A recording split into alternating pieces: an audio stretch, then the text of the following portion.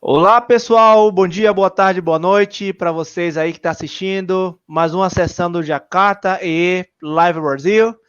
Estamos agora aqui para falar um pouco com o Juan. Olá, Juan, tudo bem? E aí, beleza? Primeiramente, obrigado pelo convite aí. É Ah, sensacional estar participando desse evento. cara, eu reparei que você tem um sotaque um pouco diferente. Você também é fora do Brasil? De onde você é? Eu sou carioca. Carioca não fala português, cara. Ah, é por isso. Eu também sou baiano, então eu não falo português também. E aí, o que você vai apresentar para a gente hoje? Hoje eu vou falar aí o que a gente precisa saber aí para criar uma aplicação, né, Java EE que dê o mínimo de problema possível, né? A gente sabe que software sempre dá problemas, mas como a gente pode criar bons projetos aí com Java EE? Perfeito. Então, sairei do palco, o show é seu. Boa sorte aí, Juan. Show de bola. Bom, boa tarde, primeiramente, né? Mais uma vez eu agradeço por estar aqui, né? Vou tentar manter ao máximo o nível que está altíssimo desse evento, o pessoal aí dando um show. Meu nome é Juan Rocha, né? Me apresentar rapidamente. Eu contribuo para alguns projetos open source, né? Eu tenho um blog que vocês podem me seguir, né? Vocês podem acessar ou no juanrocha.net ou no juanrocha.com. Os dois vocês conseguem acessar o meu blog. E ao longo da minha carreira eu tive muita experiência com Java EE, né? Foi o que eu mais trabalhei, tanto em consultoria como agora eu estou trabalhando muito próximo do Java EE e do Jakarta EE. E essa palestra ela foi criada com base em tudo que eu vi já de problema, né? E o que eu vejo e o que a gente pode estar fazendo aí para evitar isso, né? Bom, essa palestra é dividida em dois momentos, né? O primeiro que eu vou dar um overview bem rápido aí do que é o Java EE, o Jakarta EE, e o que aconteceu aí ao longo desses últimos tempos aí, na especificação. Depois eu vou Juan, estar entrando não nas sei se discussões. você. A gente não tá vendo sua tela, tá? Você esqueceu de compartilhar. Opa, engraçado que eu tinha clicado aqui para compartilhar. Deixa eu...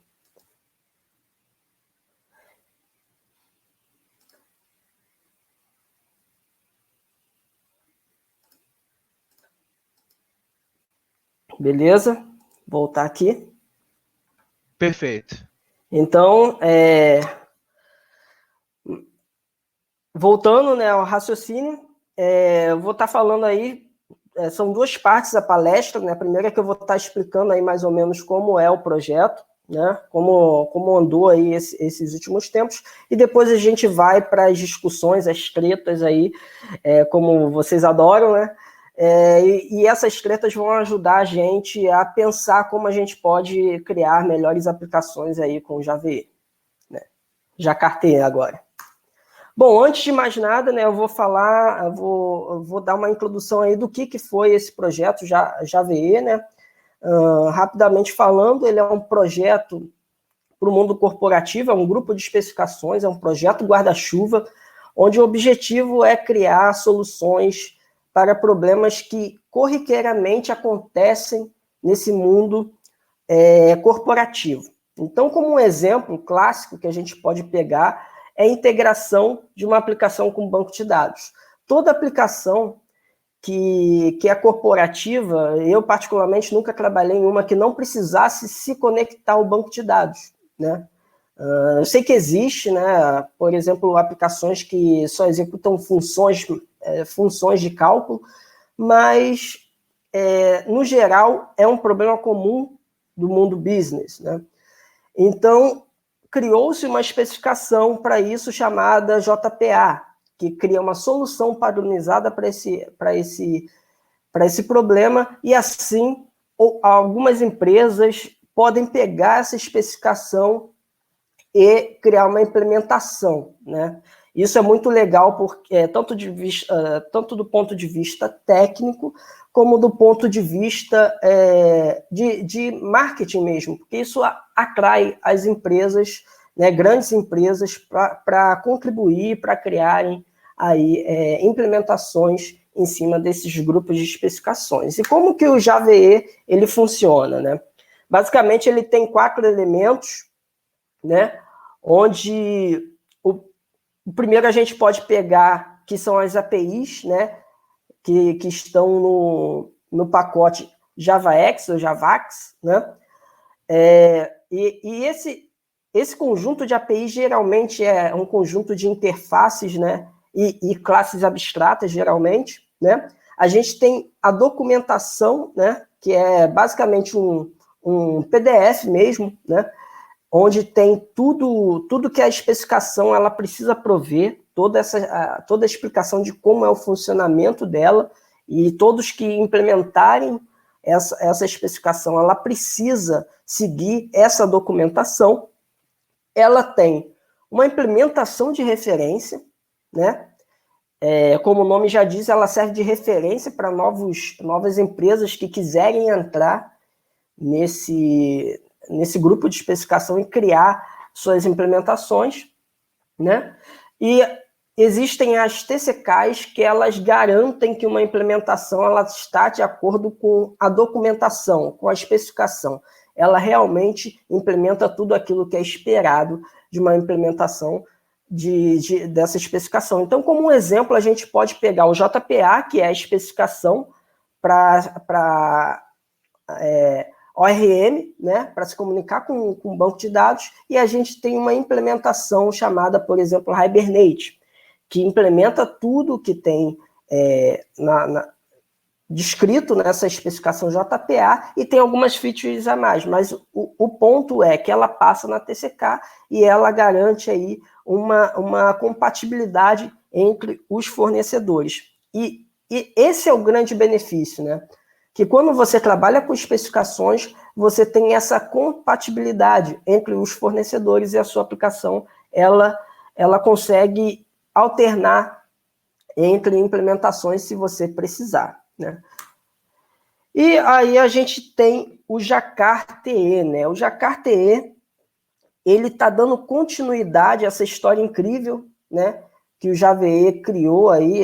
O JVE, ele foi muito importante, né, para o ecossistema Java, porque não só forneceu ferramentas, né, para a gente, mas também criou todo um ecossistema, porque em volta dele surgiram muitos projetos, né?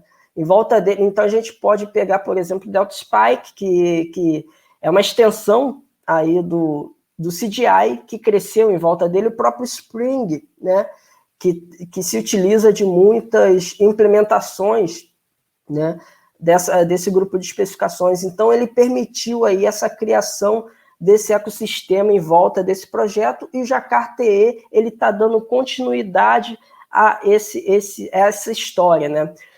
Como já foi dito aqui, né, o Jacquard-TE é o JVE 8, né? A partir do JVE 8, sobre uma nova marca, né? Agora ele está sendo tocado pela Eclipse Foundation, né? Ele foi passado da Oracle para a Eclipse Foundation, e aí a primeira versão que a gente tem aí do Jacquard-TE 8 é a versão 8, né? Por que a gente tem a versão 8 do Jacquard-TE? Isso aí é para fazer uma referência com o projeto que ele nasceu. Ele nasceu a partir do JVE 8, né? Então, para fazer esse link entre as versões, o Jacquard-TE inicia com sua versão 8, né? E o que teve de mudança no Jacquard-TE 8? Basicamente, a gente não teve mudança em feature, né? A gente teve a migração do JVE 8 para Eclipse a nível de Maven e repositórios, né? E aí passou a ser Jacquard-TE 8. A gente teve a passagem do projeto da Oracle para Eclipse. Eu botei esses dois pontos que eles parecem ser muito semelhantes. Mas por que eu botei esses dois pontos? Porque tem a passagem política, que é aquela coisa que o desenvolvedor não se importa muito, né? E tem a passagem do código em si. Então, teve esses dois processos, né? E teve uma mudança no processo de evolução, né? que foi o grande, para mim, a grande quebra aí, a grande evolução aí que a gente teve no Jakarta E8. Por quê? A JCP, ela, para os novos objetivos do Jakarta, que é se tornar cada vez mais próximo do conceito de Cloud Native Application, para esse objetivo, a JCP não atende por conta de vários motivos, né? A gente precisa de um processo mais rápido, mais open source. Então, a Eclipse Foundation criou esse projeto, que é o JESP, que é o novo processo que toca aí esse projeto, né?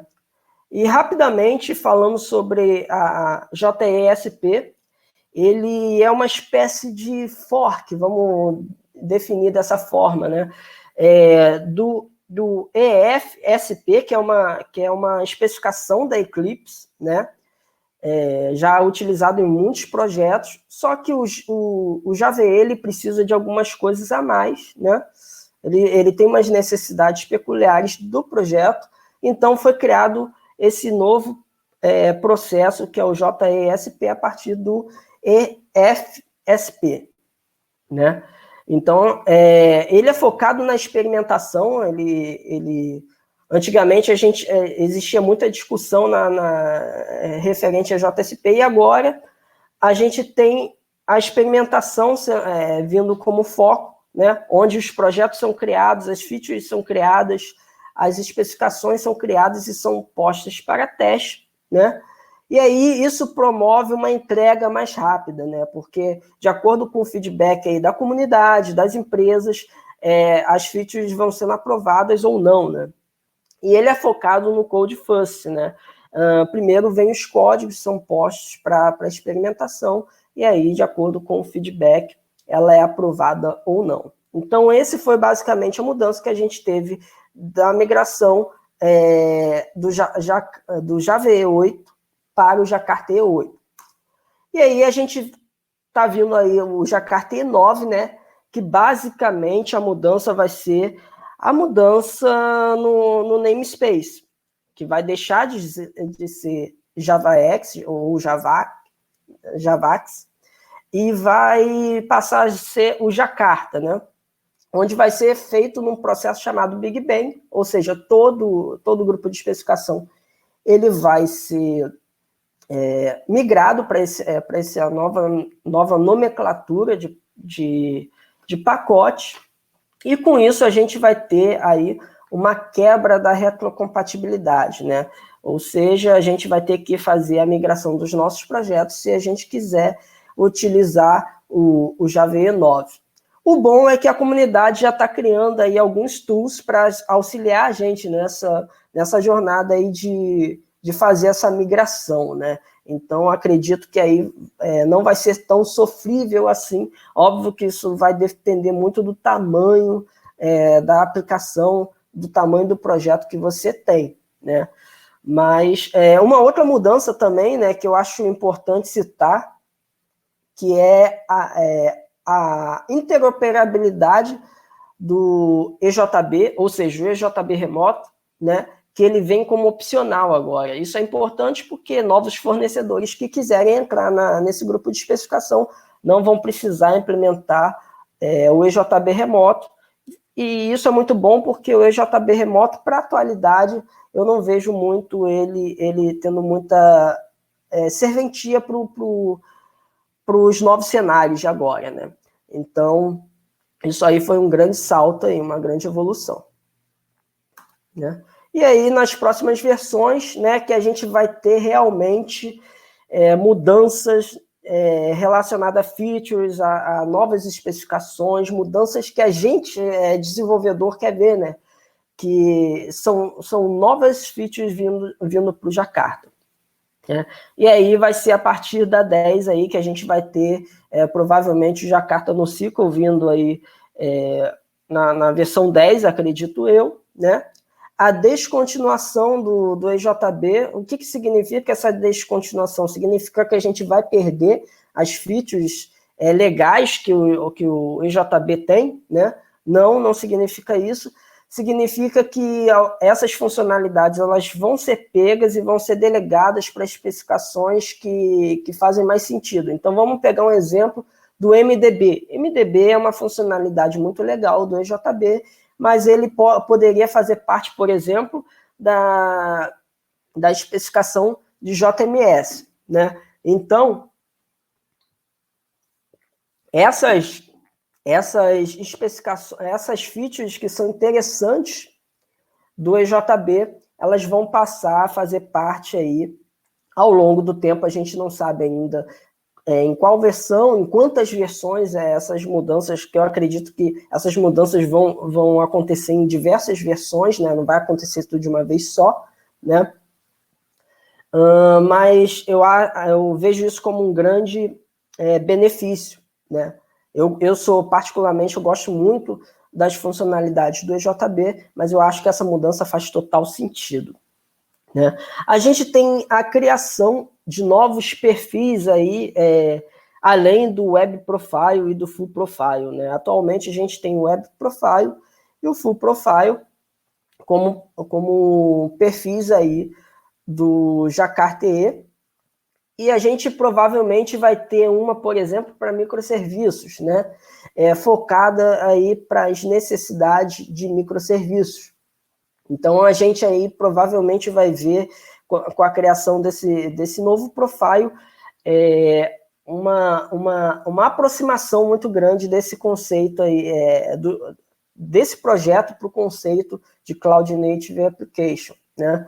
E a gente provavelmente vai ter muitas outras novas versões, porque o projeto da forma que está sendo feito, né, como está muito mais aberto, agora eu acredito que entrará muito mais empresas, né, e entrará muito mais contribuidores, como o próprio Juan, um nome quase parecido com o meu, né, estava falando, agora está mais fácil de contribuir, né, a gente vê chamadas da comunidade do Jacquard-TE, chamando aí a galera para contribuir. Então realmente está muito mais aberto e, consequentemente, a gente vai ver muita evolução nesse processo aí, nesse projeto, né?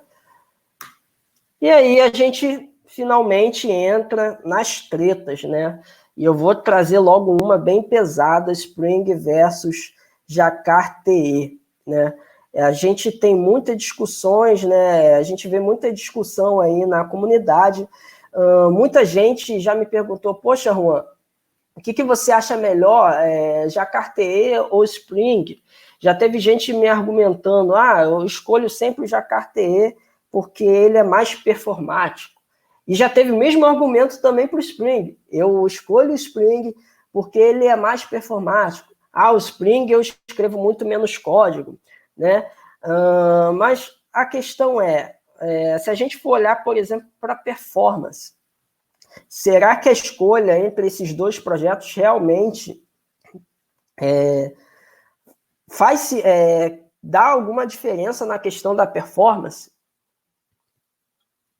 Será que é só isso que influencia para a performance?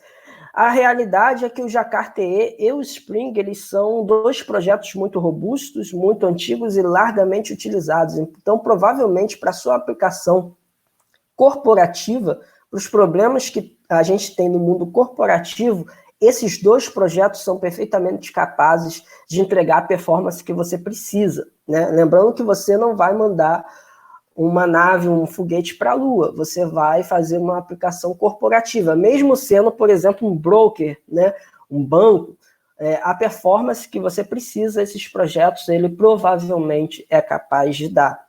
O que influencia muito mais na performance é a forma que você escreve seus códigos, né? Então, não adianta você entrar num debate da escolha e você criar códigos que não são performáticos, né? A forma que você cria seus códigos e principalmente que você configura os recursos da sua aplicação vão influenciar muito mais.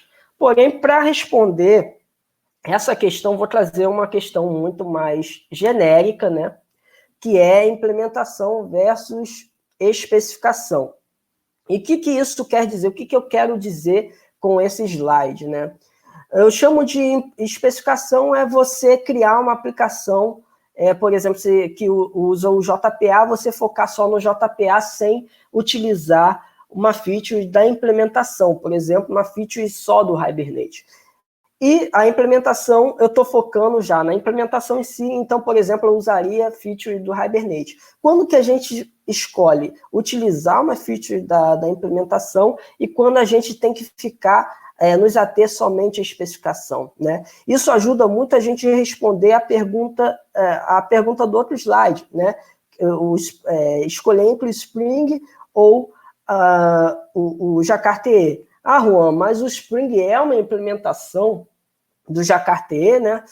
Não é uma implementação do Jacquard-TE, mas ele se utiliza dessas implementações, então, consequentemente, a gente respondendo um problema, uma questão a gente vai responder outra, né? E como tudo na vida, eu vou falar depende, né? Depende muito do seu cenário, né? Depende muito do que você precisa, da necessidade da sua empresa. Então, eu trouxe para a gente aqui algumas perguntas importantes para a gente fazer essa análise quando escolher um e quando escolher outro, né? Do meu ponto de vista, a nossa área, né, a gente tem muitos profissionais, né? A gente vê pessoas muito apaixonadas pelo que fazem, né? Isso é natural, às vezes, a gente esquecer, por exemplo, o objetivo principal da gente existir na empresa, né? A gente existe para resolver problemas de negócio, né? Então, a gente não pode esquecer o negócio na hora de escolher as questões técnicas, porque a gente está ali para criar uma solução que resolva o problema para o cliente, né? Que tenha baixo custo e que seja segura. Se você cria uma solução para a sua empresa que resolva realmente o problema dela, que tenha baixo custo e que seja uma solução segura para o negócio, a sua empresa vai te valorizar.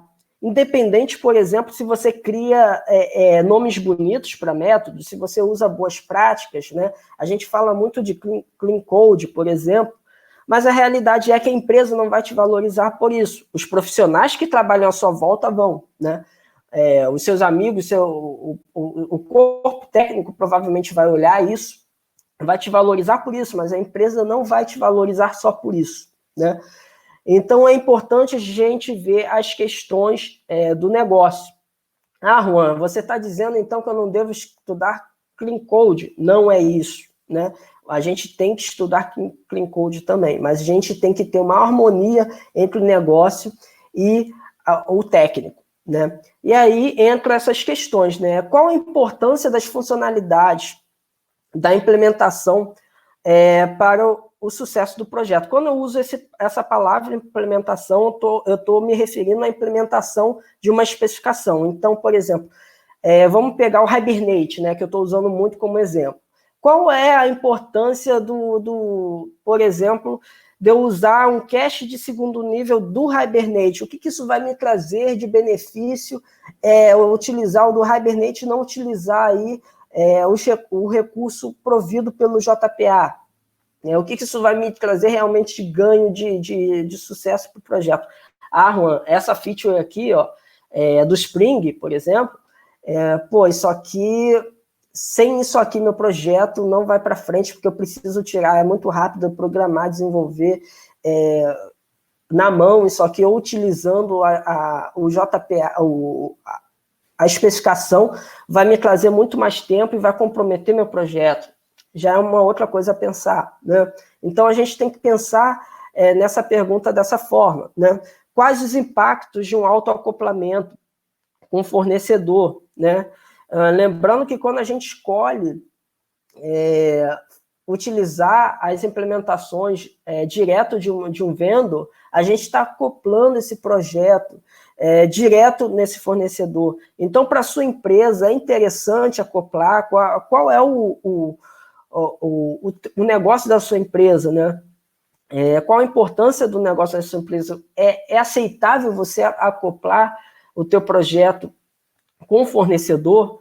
Eu já ouvi muitos argumentos assim de profissionais, né, conversando comigo e falando, cara, eu particularmente nunca precisei migrar de servidor de aplicação, ou, por exemplo, pegando o banco de dados, né, eu nunca precisei migrar banco de dados, por que eu me preocuparia em usar me preocuparia em criar uma solução desacoplada?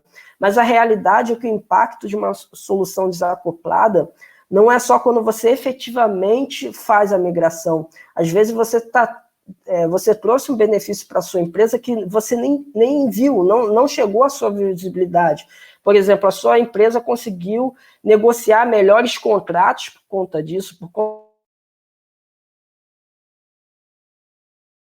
de negociar novos valores. Isso aí, às vezes, ao seu conhecimento. Então, você empodera a sua empresa a discutir com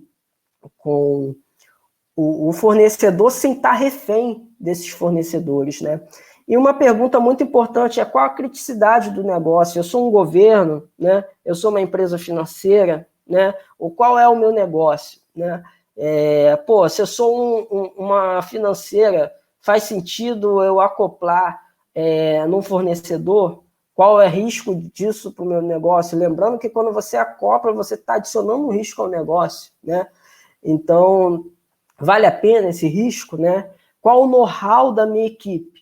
A minha equipe sabe trabalhar com o quê? A minha equipe sabe trabalhar melhor com Jacquard-TE. Minha equipe sabe trabalhar melhor com Spring. Isso tem que ser considerado, porque isso entra muito na questão que eu tinha falado lá atrás, a forma que você desenvolve seu aplicativo, né? A forma que você desenvolve sua aplicação vai influenciar muito mais na performance do que propriamente a escolha do projeto, né? Então, é melhor você escolher uma solução que a sua equipe saiba trabalhar melhor, né? E quais os requisitos não funcionais para a minha aplicação, né?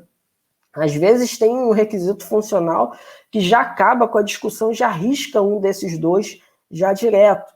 Então, a gente tem que observar essas questões e essas são as perguntas que eu acho muito importante a gente fazer quando a gente está trabalhando aí, escolhendo qual utilizar, né? E aí, puxando aí outra discussão aí que eu tenho visto bastante é servidores de aplicações, né? Hoje em dia faz sentido ter, eu uso um servidor embarcado, como é que eu trabalho aí? A gente tem várias soluções agora embarcadas, né? Onde eu consigo levantar tudo através do JAR. Faz sentido usar servidor de aplicação, né? Eu fiz essa pergunta no Twitter, né? Fiz essa pesquisa no Twitter, e uma coisa interessante, né, é que 49% das pessoas, né, da galera da comunidade lá que respondeu, teve um total de 200 e poucas pessoas respondendo essa pergunta, né, e 49% falaram que criaria uma nova aplicação, né, hoje, utilizando o servidor de aplicação. Então, isso responde muito uma pergunta que me fazem, às vezes. O servidor de aplicação vai morrer? Enquanto estiver surgindo novas aplicações com o servidor de aplicação, não, ela não vai morrer. Principalmente porque aplicações no mundo Java tendem a ter um escopo de vida muito longo, né? Tendem a ter aí 10, 20 anos, e como o Vitor mesmo falou, muita da nossa função aí é manter o legado, né? Manter esse legado, o legado da empresa vivo, né? Isso é uma realidade, né? Então, enquanto estiver surgindo aplicações novas com servidores de aplicações, os servidores não vão morrer. E por que eu usaria servidor de aplicação hoje na minha aplicação?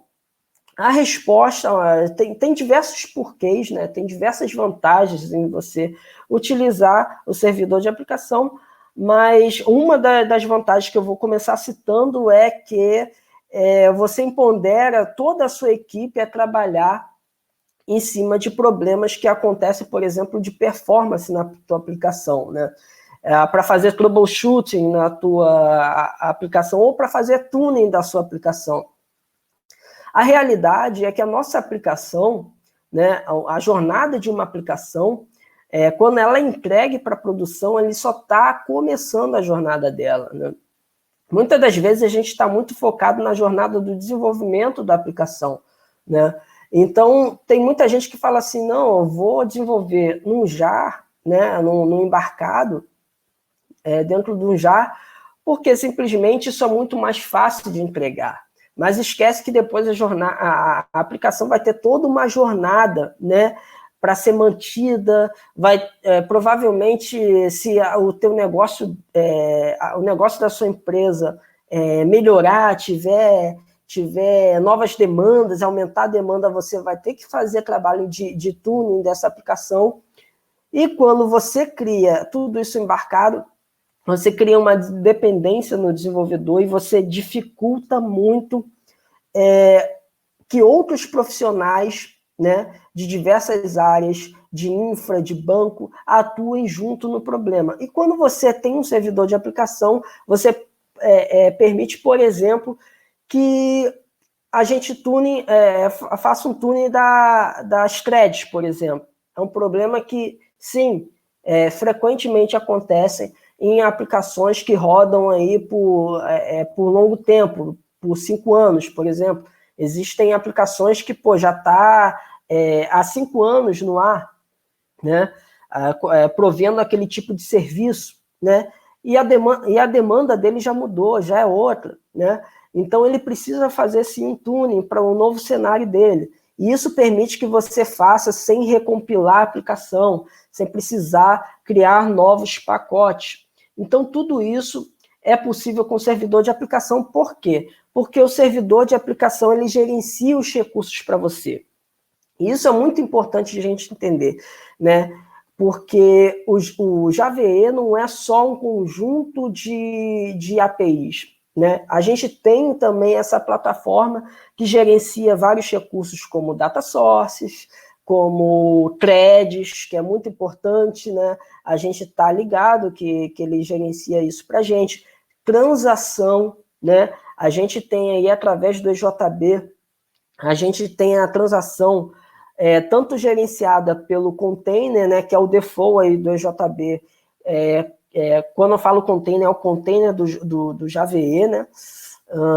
A gente tem transações que é gerenciada pelo container, tem transações que é gerenciada pelo desenvolvedor, né, que a gente chama de gerenciada pelo BIM, né? Então, a gente tem esses dois tipos de gerenciamento, a gente tem que estar atentos a isso, né? Porque se a gente não entender como essa plataforma funciona, a gente acaba brigando com a plataforma, porque a gente acaba tentando gerenciar o que a plataforma já está gerenciando.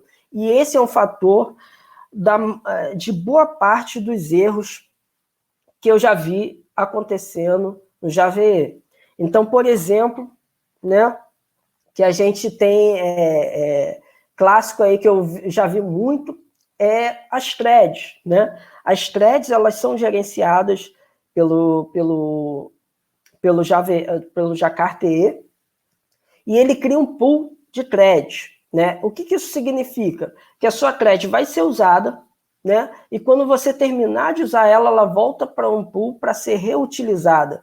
Então, o que acontece, por exemplo, se eu colocar coisas no thread local, né? Eu posso estar abrindo uma falha de segurança enorme, porque eu vou estar compartilhando dados de uma execução, né, com uma outra execução, porque coisas que estão no thread local, elas ficaram lá, voltaram para o pool, e quando vieram para responder uma nova requisição, olha só, as informações estavam lá para um usuário que não devia estar. Então, isso a gente tem que prestar muita atenção, né? A gente tem que saber como que essa plataforma gerencia isso. Uma outra questão vou criar uma nova thread, vou dar um new thread, né? Isso não vai funcionar, porque a thread vai estar rodando fora do contexto, Você até vai funcionar, mas você pode ter efeitos colaterais. E o efeito colateral disso é muito difícil de pegar, pessoal. Então, isso aí acaba causando uma grande perda de dinheiro mesmo, porque a sua equipe vai estar focada lá para descobrir onde está o erro, né? E é um erro que é muito difícil de pegar, porque pode dar efeitos colaterais em N pontos, desde no point exception até um efeito colateral em transações. Minha aplicação não consegue comitar a transação, eu não sei porquê. Toda vez acontece um rollback, né? Eu já vi problemas desse acontecendo. Então, tudo isso pode estar atrelado a crédito. Então, a gente tem que saber como a plataforma ela gerencia esse recurso, né? Então, eu vou deixar aí uma dica, né, para vocês, né, que eu acho muito importante: não dispute com a plataforma, né, mas utilize a seu favor, né? Tenta entender, ler as especificações, tenta entender como essas especificações funcionem para que você contribua para que ela te ajude, né? Aquele ditado, me ajude a te ajudar, né? É basicamente isso que acontece nesse mundo, não só no mundo JVE, mas em toda abstração, né? A abstração, geralmente, ela se propõe a gerenciar algo para você. É tipo, deixa comigo e se preocupa só com o que você realmente precisa se preocupar. Mas para você ajudar, para ela gerenciar esse recurso que ela está se propondo, você tem que ajudar a plataforma. Isso vale para qualquer plataforma, né? Mas eu deixo aí essa dica aí para o mundo do Jakarta, né?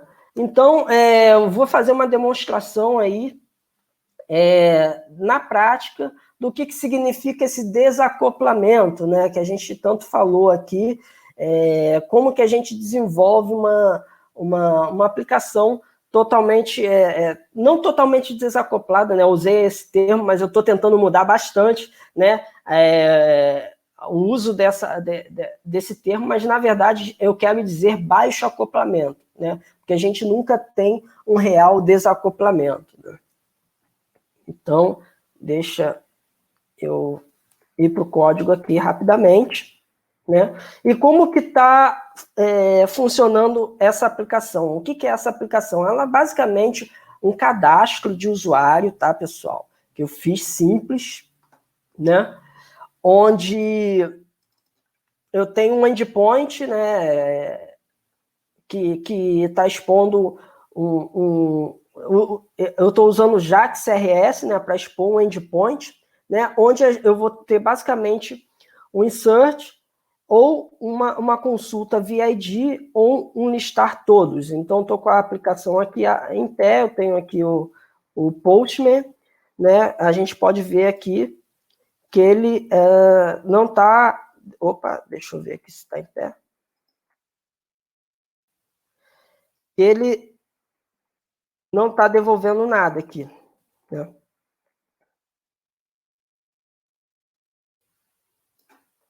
Beleza?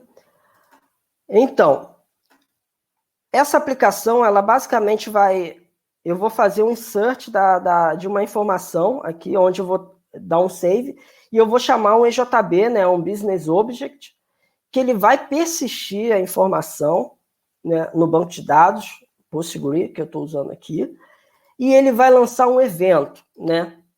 Esse evento é um evento de insert, né? A partir desse evento, usando programação reativa aqui através do CDI, eu vou ter um observer que vai mandar um e-mail, né, utilizando o Java Mail, né?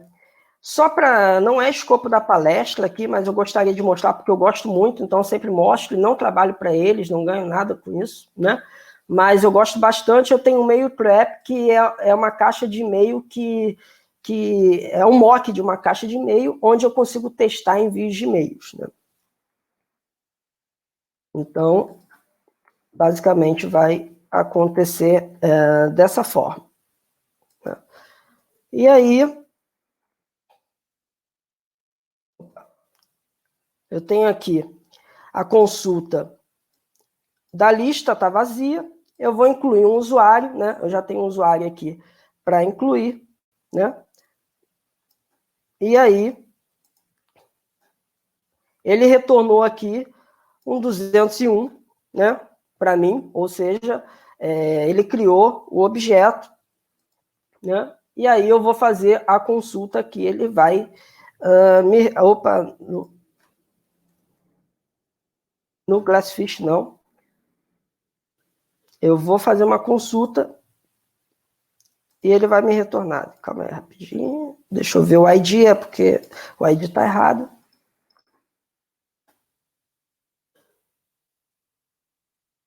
Beleza, ele me retornou o usuário. O que eu quero mostrar aqui para vocês?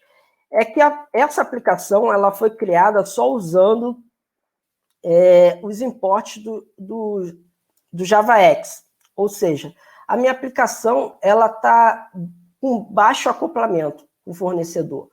Então, agora eu quero rodar essa mesma aplicação, no meu Glassfish. Eu tenho um Glassfish em pé aqui, e eu quero rodar ela no Glassfish. Aqui, a única coisa que eu vou precisar mudar, né, vai ser o JNDI, porque o WideFly ele tem esse padrão de botar o Java 2 pontos na frente do JNDI e o Glassfish não. Mas eu mudo basicamente isso, né? Compilo aqui, e eu posso fazer o deploy lá. Eu não mudei nada de código, né? E aí eu vou fazer a consulta lá também, né? Vamos fazer um deploy desse carinha aqui.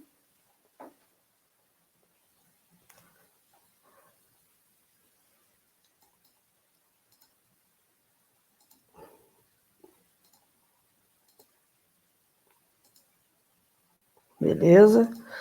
Agora fazer um deploy do nosso compilado. Eu estou com 2 servidores aqui em pé, né? Um na porta 9080, que é o meu WideFly, e o outro que está na porta 8080, que é o Glassfish, tá? E aí eu fiz o deploy, agora vamos testar ele, né? Aqui eu estou vendo pelo WideFly, a gente pode ver aqui o WideFly, por padrão, ele não expõe o server, né? Mas o Glassfish ele expõe, então quando a gente mudar aqui a porta com a mesma aplicação, né, a gente vai ver e ele vai retornar para a gente, ó, o Glassfish respondeu e ele respondeu a mesma informação, né? Então agora eu quero causar um acoplamento para mostrar para vocês o que eu estou querendo dizer, né? Provar o ponto, né? Vamos voltar aqui de novo. A gente levantar no WideFly, eu vou colocar uma dependência do Hibernate aqui, que é a implementação que tem dentro do WideFly, né? Então, vou usar a query do Hibernate, né? Eu vou tirar esse cara aqui, opa, tirei demais, e vou colocar o do Hibernate, né? E aqui eu vou dizer que é um user, beleza, tem que fazer o cache, query, user, beleza. Agora eu vou levantar ele aqui no meu WideFly, né, que está configurado na minha IDE.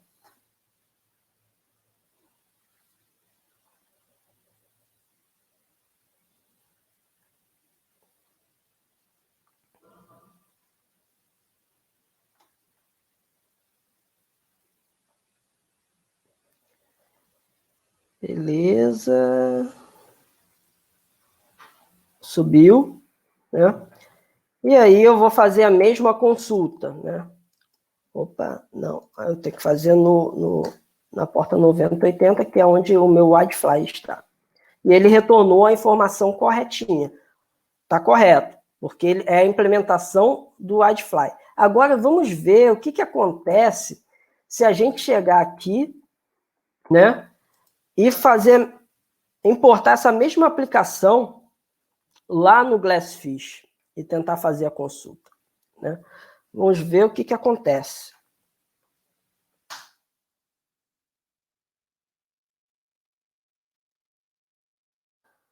Vou chegar aqui, vou tirar o meu carinha e vou colocar a minha aplicação acoplada. Certo? Beleza? Agora vamos lá de novo testar o WideFly. Agora vamos ver o Glassfish, como é que ele atua. E deu um exception. O que ele está falando aqui? Class not found, ele não tem essa classe. Então, por quê? Porque ele está acoplado no WideFly. Eu acoplei ele com o Hibernate. Quanto mais você tiver isso na sua aplicação, mais a sua aplicação se torna difícil de migrar entre fornecedores. Então, evitem ao máximo utilizar isso. Eu sei que às vezes não é possível pelo negócio que você tem. Como eu mostrei para vocês, tem aquelas perguntas, né? Se vocês acharem que tem outras perguntas que sejam interessantes, né, para a gente fazer na hora de decidir entre uma implementação ou a especificação, me mandem, né? Mas a gente tem que estar bem atentos a isso quando a gente quiser criar uma aplicação desacoplada, né? Voltando aqui, só para consertar, deixa eu ver o tempo aqui, beleza? Então, se eu voltar aqui, né, vamos voltar para o carinha. Vamos voltar para o persistence. Cadê o Hibernate aqui? Vamos tirar, ó, que aqui tem agora uma dependência do Hibernate. Vou tirar esse cara. E vou usar de novo do JavaX, tá? Temos que tirar esse cast.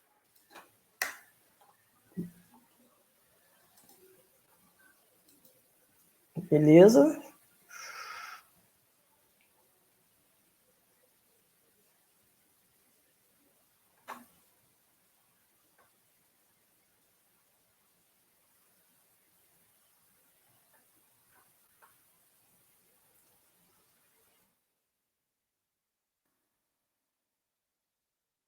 Vamos para o nosso WideFly. Retornou. Agora a gente vai chegar aqui e vai fazer... tem que mudar JNDI.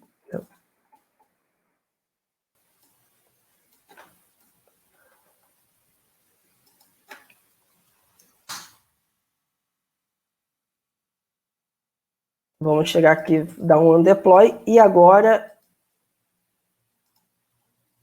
fazer o deploy da nossa versão com baixo acoplamento.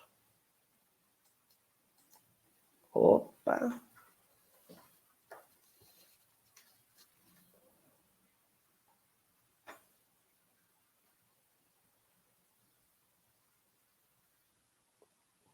Deixa eu tirar porque eu fiz o deploy errado, eu não defini um context root aqui.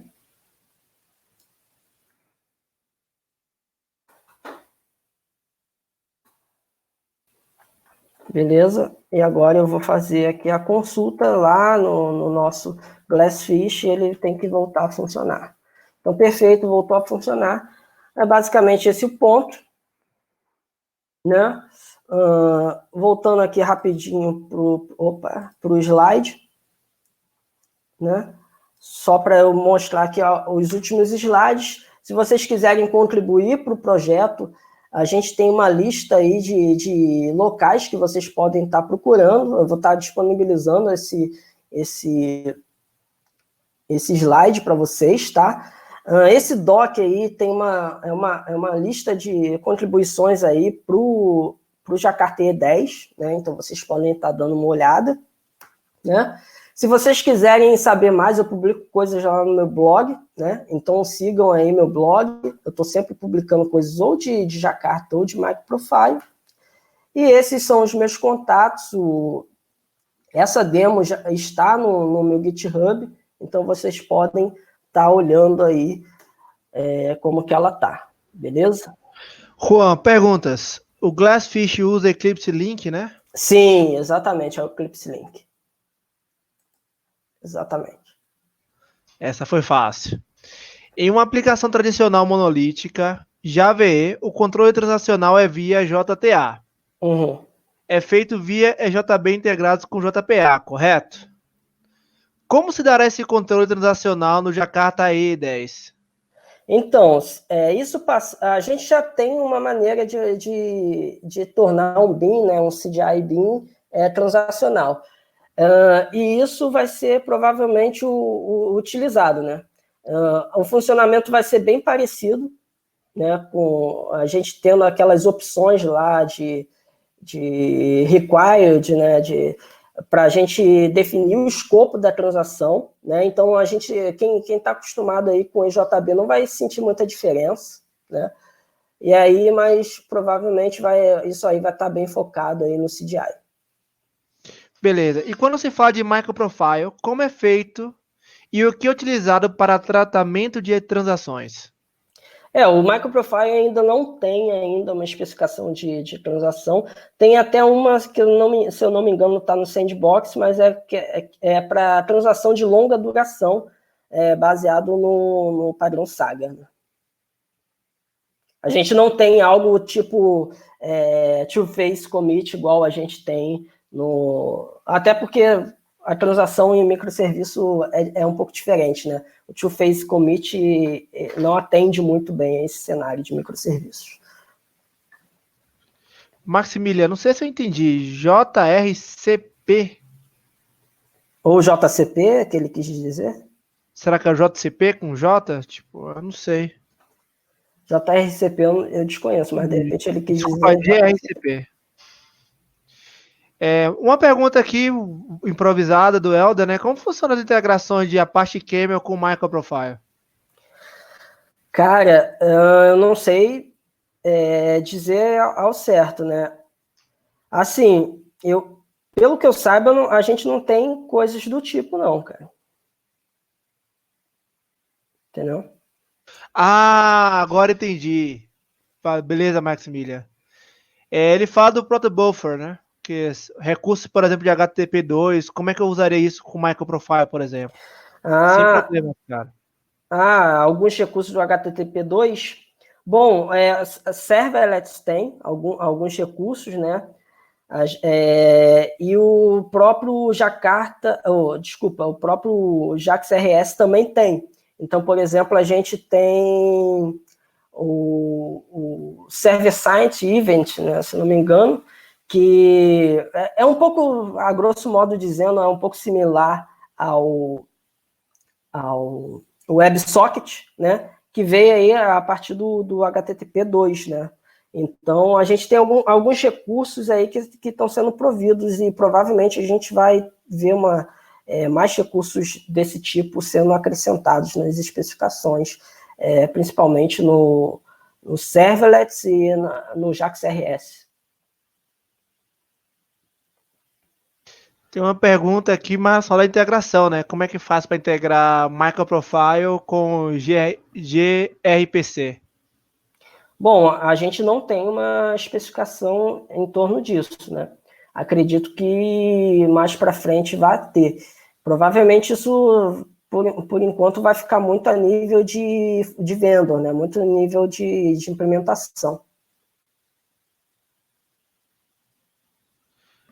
Maravilha, cara. Temos 2 minutos, Juan. Muito obrigado. Alguma consideração final aí, material, além do que você já compartilhou, obviamente? Só me sigam aí, me mandem pergunta, me contactem, eu estou sempre à disposição aí da comunidade. E obrigado. Perfeito, muito obrigado, Juan. Excelente palestra. Pessoal, vejo vocês daqui a pouquinho na próxima sessão com Lázaro Nixon. Abraço e até lá.